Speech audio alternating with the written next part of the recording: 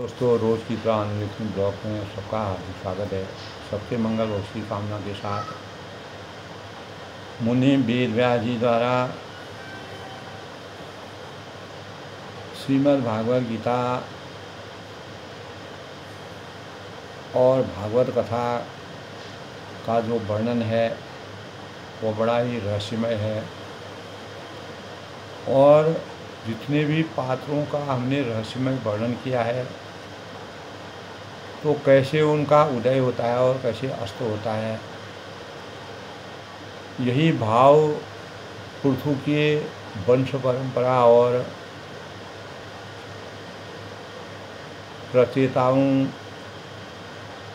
को भगवान रुद्र का जो उपदेश दिया था, इस संबंध में कल चर्चा हुई थी।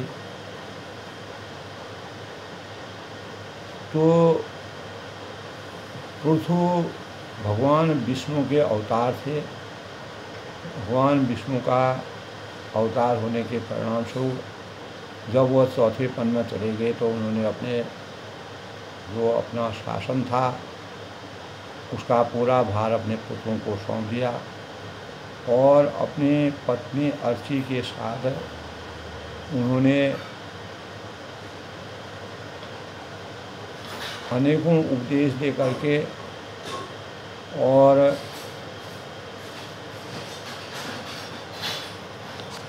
भगवान की तपस्या करते हुए परलोक गमन करके मोक्ष की प्राप्ति के भावों का संचार किया और महान कठोर तपस्या करने के पश्चात भगवान रुद्र के स्वरूप का भगवान रुद्र का उपदेश उन्होंने दिया। किस प्रकार से राजा पृथु के बारे में भगवान रुद्र ने उपदेश दिया।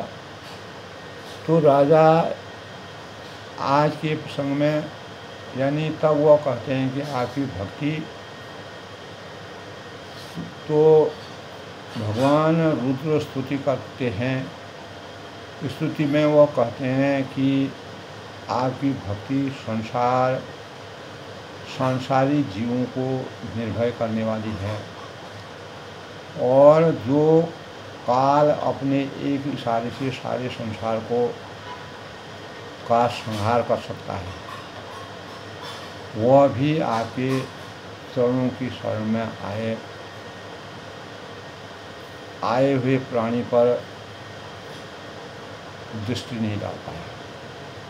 तो हम तो केवल यही चाहते हैं कि जिन लोगों ने आपके यशोगान रूपी अमृत से आंतरिक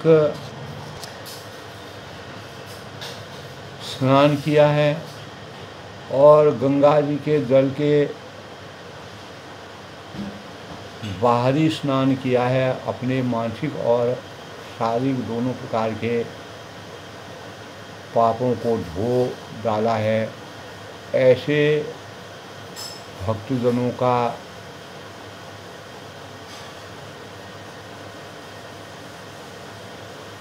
संग हमेशा हमें प्राप्त होता है। तो इसी के संदर्भ कल के भावों की समीक्षा करते हैं। तो राजा पृथु के वंश परंपरा और प्रेचात रचयिताओं को भगवान रुद्र का क्या उद्देश्य था। तो राजा पृथु की वंश परंपरा का विस्तार से वर्णन हम गीता में अनेकों प्रकार से मुनि वेद व्यास जी ने किया है।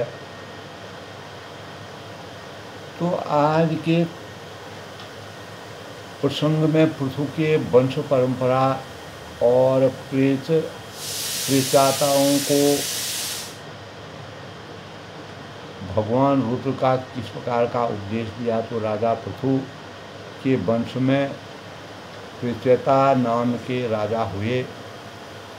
जब राजा पृथु अंतिम अवस्था में यानी स्वर्ग गमन कर गए, मोक्ष की प्राप्ति हुई, तो उनको श्री हरि के दर्शन दिए। इसलिए उनके विषय में प्रसंग विद्यमान है। तो पृथु के वंश में अचेता प्रचेता नाम के एक 10 पुत्र हुए। वे सब बड़े ही यानी धर्मज्ञ थे, धर्म के ज्ञाता थे। और जब पिता ने उन्हें संतान उत्पन्न करने का आदेश दिया, तब उन सब ने तपस्या करने के लिए समुद्र में प्रवेश किया और वहाँ उन्होंने 10,000 वर्ष तक तपस्या करते हुए श्री हरि की आराधना की। और तपस्या के लिए निकलते समय उन्हें महादेव जी शंकर जी से मिले और शंकर जी से उन्हें इंद्रजीत यानी शंकर जी ने उनको रुद्र गीत सुनाया। और प्रचेता जो भी प्रचेता थे उन्होंने ऐसे रुद्र गीत का ही जप किया, ध्यान किया, पूजन किया, स्तुति की। तो महादेव जी ने प्रचेताओं से कहा कि जो भगवान के अनन्य भक्त हैं वह तो मृत्यु के बाद भी सीधे भगवान विष्णु के उस परम पद को प्राप्त हो जाते हैं, जिसे मैं तथा अन्य देवता अपने अपने अधिकार की समाप्ति के बाद प्राप्त करें। तो मैं तुम्हें पवित्र प्रचेताओं से उन्होंने कहा कि मैं तुम्हें पवित्र, मंगलमय और कल्याणकारी स्रोत बताता हूँ कि इसका तुम लोग शुद्ध भाव से जप करना, मनन करना, ध्यान करना। तो भगवान रुद्र स्तुति करने लगे कि आप सर्वदा अपने परम आनंद स्वरूप में स्थित रहते हैं। ऐसे सर्वात्मा आत्मस्वरूप आपको हमारा नमस्कार है। तो आप ही पद्म नाम यानी समस्त लोगों के आदि कारण हैं और इंद्रियों के यानी नियंता हैं और स्वयं प्रकाश वासुदेव ज्ञान के उद्गम स्थान हैं और वृद्धि के अधिष्ठाता प्रद्युम्न है। तो आपको हमारा बार बार नमस्कार है। तो आप अपने तेज से जगत को व्याप्त करने वाले सूर्य देव हैं। जिस प्रकार सूर्य पूरे संसार को अज्ञान रूपी अंधकार से ज्ञान रूपी प्रकाश से परिपूर्ण करते हैं। पूर्ण होने के कारण आप में वृद्धि और क्षय नहीं होता है, न वृद्धि होती है न कमी आती है, न यानी एक समान रहते हैं। आप स्वर्ग और मोक्ष के द्वार तथा निरंतर पवित्र हृदय में रहने वाले हैं और आपको नमस्कार। तो आप ही जल रूप में और आप ही समस्त प्राणियों की जीवन शक्ति और वायु रूप है। तो आप ही अग्निदेव हैं, आप ही आकाश हैं, आप ही मृत्यु रूप हैं, आप ही बैकुंठ और बैकुंठ को प्राप्त करने का वाले हैं, अर्थात आप ही सर्वशक्तिमान हैं। तो हे प्रभु, हमें आपके दर्शनों की अभिलाषा है, आपके साक्षात स्वरूप की अभिलाषा हमें है। अतः आपके भक्तजन, जो भी आपके भक्तजन हैं, जिसका पूजन करते हैं और जो आपके भक्तों को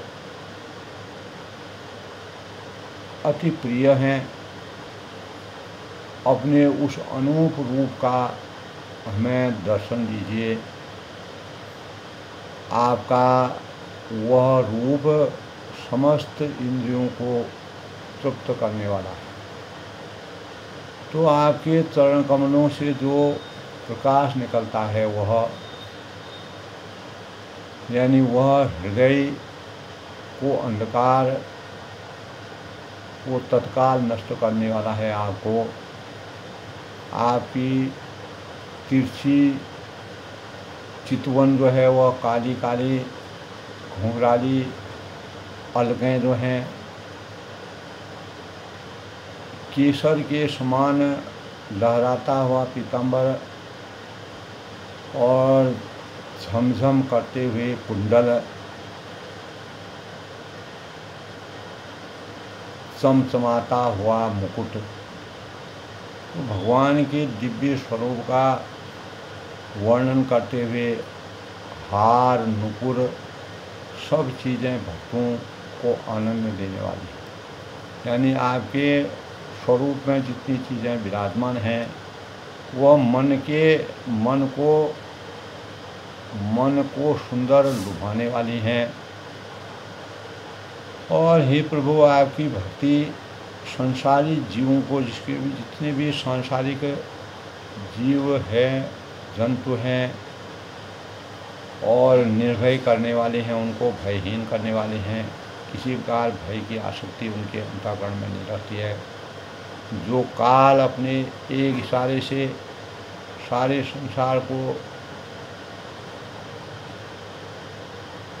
संसार का संहार कर डालता है, वह शक्ति आपके अंतःकरण में विराजमान है। यह भी आपके चरणों के शरण में आए हुए हर प्राणी पर दृष्टि नहीं डालता। तो हम तो केवल यही चाहते हैं, यानी भगवान रुद्र स्तुति करते हुए कहते हैं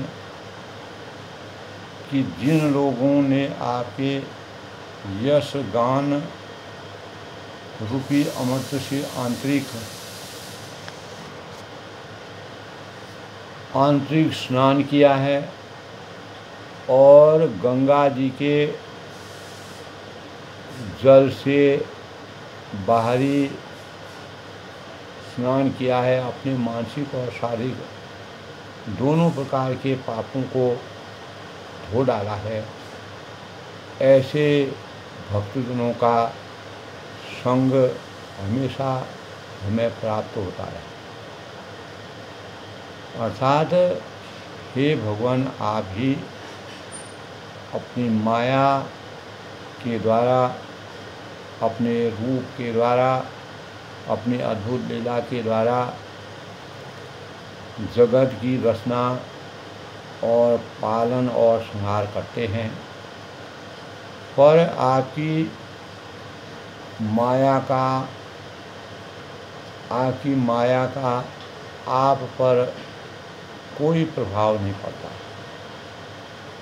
आप मायापति हैं और संसारी लोग आपकी माया से भ्रमित होकर मैं और मेरा, तू और तेरा में हमेशा बटे रहते हैं, फंसे रहते हैं। तो भगवान आपकी माया से से ठगा हुआ जीव जो है अनेकों प्रकार के बंधनों में फंसा रहता है। यानी जीव यही सोचता रहता है कि मुझे ये कार्य करना है और ये कार्य होगा, ये कार्य कैसे होगा। तो अब क्या करूं? इसे विषयों की लालसा बनी रहती है, अनेकों भौतिक आवश्यकताओं अपेक्षाओं की लालसा में कुंठित रहता है। जिन पर आपकी कृपा होती है वही आपके चरण कमलों की शरण ग्रहण करके संसार से पार हो सकता है, यानी मोक्ष की प्राप्ति कर सकता है। दैहिक भौतिक तापों से विरक्त होकर के सांसारिक मोह माया के बंधनों से हमेशा छुटकारा पाया जाता है। तो इस प्रकार इस तरह से रुद्र गीत जो है भगवान के रुद्र अवतार में क्या क्या विचार हैं, क्या क्या भाव हैं, क्या क्या भगवान के प्रति समर्पण की गाथाएँ हैं। भगवान शंकर ने जो प्रेतताओं को सुनाया, जो यानी पृथु के वंश के बाद जिनका यानी पृथु ने अपने 10 पुत्रों को जो पैदा किया अपने वंश की सुरक्षा के लिए, तो अद्भुत ज्ञान से इस तरह से रुद्र गीत भगवान शंकर ने प्रेतात्माओं को, इसलिए भगवान शंकर का एक रूप रुद्र भी है। और इसी का शुद्ध भाव से जप करना, कीर्तन करना, मनन करना, ध्यान करने को कहा है।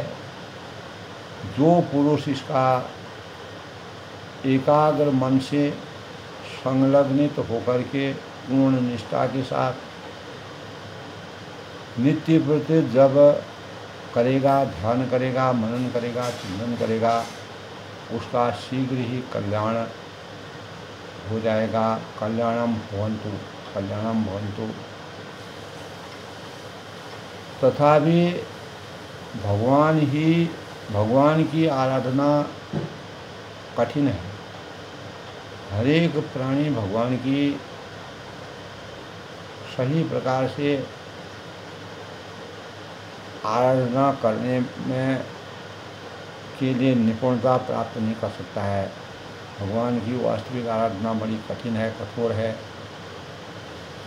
किंतु रुद्र कहते हैं कि मेरे कहे हुए उस स्रोत का जो पाठ करेगा, मनन करेगा, वंचन करेगा, ध्यान करेगा, वह सुगमता से श्री हरि की प्रसन्नता प्राप्त कर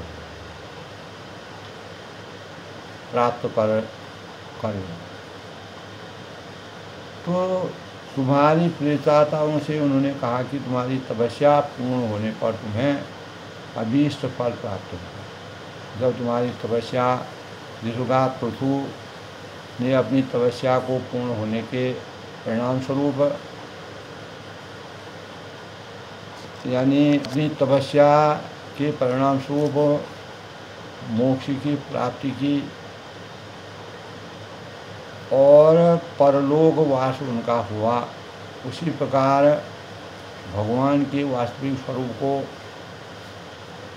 का जब चिंतन मनन तुम्हारे अंतःकरण में सुगमता से श्री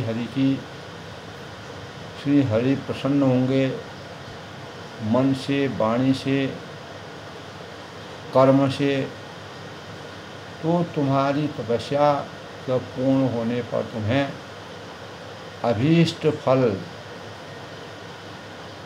मनोवांछित फल की प्राप्ति होगी। तो आपकी माया से ठगा हुआ जीव ये ही सोचता रहता है कि मुझे ये कार्य करना है, ये कैसे होगा। पर इसे विषयों की लालसा, जिसे विषयों की लालसा बनी रहती है, तो जिस पर आपकी कृपा होती है वही आपके चरण कमलों की शरण ग्रहण करता है और संसार से पार हो जाता है।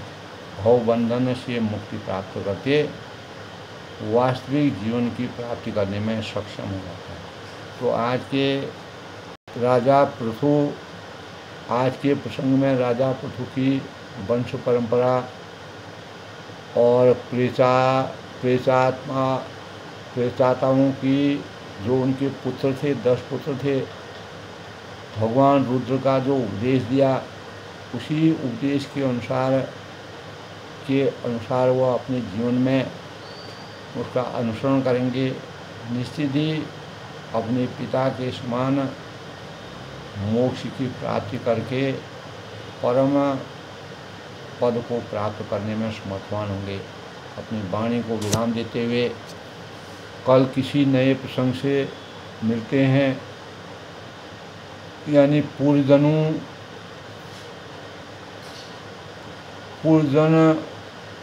उपाख्यान का प्रारंभ किस प्रकार से होता है। पूर्व काल में पूर्वजन नाम का एक बड़ा ही यशस्वी राजा था, उसके बारे में कल का प्रसंग होगा। तो आज के प्रसंग में अपनी वाणी को विराम देते हुए सबका अभिनंदन करता हूँ, सबका स्वागत करता हूँ, सबके मंगल हो कामना करता हूँ।